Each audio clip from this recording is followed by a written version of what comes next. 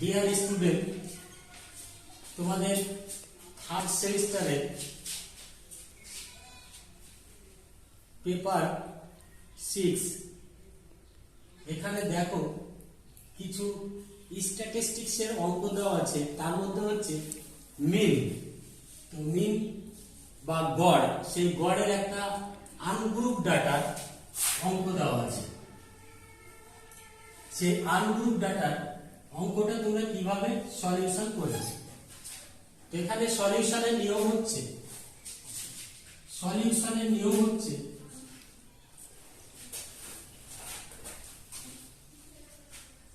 তোমাদের এখান থেকে এসে যে একটা সূত্র আছে সেই সূত্রতে নাম্বারটা বসাতে হবে। তো সূত্রটা কি আর তার জন্য তোমাকে কি করতে হবে?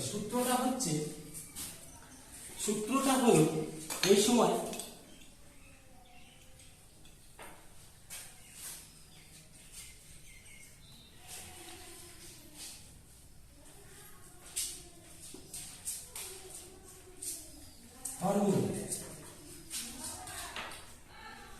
ফর্মুলাটা কি? মিন সমান সামেশন fx বাই এল। এই fx হচ্ছে ফ্রিকোয়েন্সি এবং ভ্যালু, তার যোগফল, আর এল হচ্ছে টোটাল ফ্রিকোয়েন্সির যোগফল। তার জন্য তোমার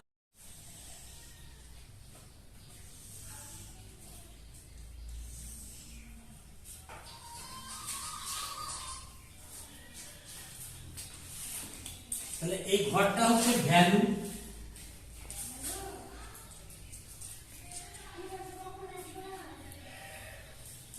এই ঘরটা হচ্ছে ভ্যালু হচ্ছে x, এবং এই ঘরটা হচ্ছে কি? ফ্রিকোয়েন্সি।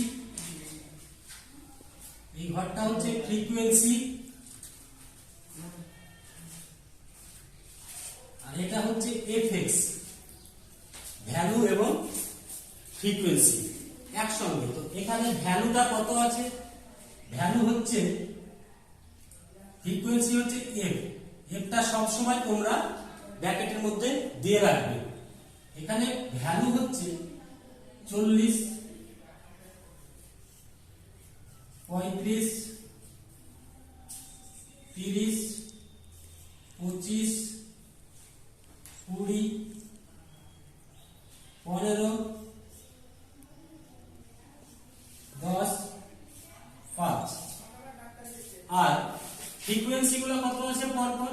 3, 4, 5, 6, 7, 8, 9, 10।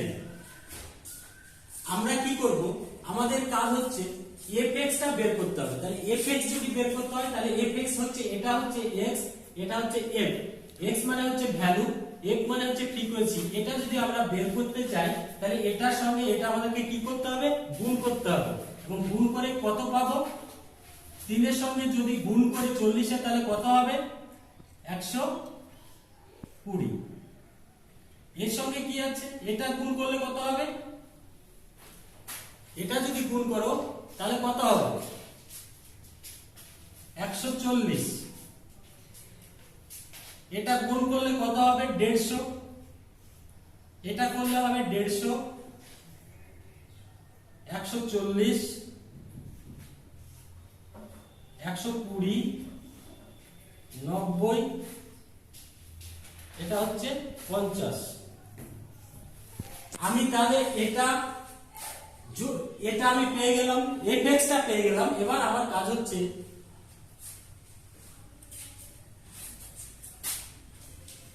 fx টা পেয়ে গেলাম। এই ক্ষেত্রে এবার আমার কাজ হচ্ছে এই ফ্রিকোয়েন্সিকে যোগ করা। টোটাল ফ্রিকোয়েন্সি যদি যোগ করা হয় তাহলে কত হবে? 3, 4, 5, 6, 7, 8, 9 যোগ করলে কত হবে ফ্রিকোয়েন্সিটা? তাহলে এটা হবে নাম্বার। এই ক্ষেত্রে এটা হবে n, n সমান কত হবে?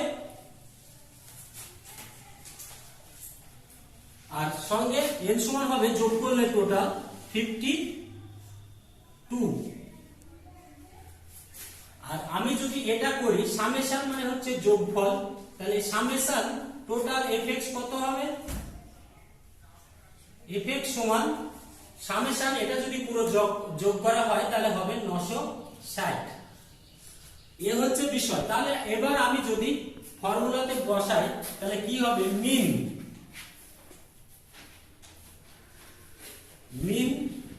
এখানে হচ্ছে মিন সমান সামেশন fx বাই n। তাহলে এখানে আমি কত পেলাম? fx সামেশন fx সমান পেয়েছি 960 আর n সমান পেয়েছি 52। এটা যদি আমি ক্যালকুলেশন করি তাহলে কত দাঁড়াবে? 8.46। তাহলে এখানে আনগ্রুপ ডাটা তোমাদের মিনের একটা গড় বেরিয়ে গেল। মিন যে গড় অ্যারিথমেটিক মিনের সাহায্যে সূত্রের সাহায্যে এই গড়টা বেরিয়ে গেল। আশা করি তোমরা সবাই এটা বুঝতে পারবে।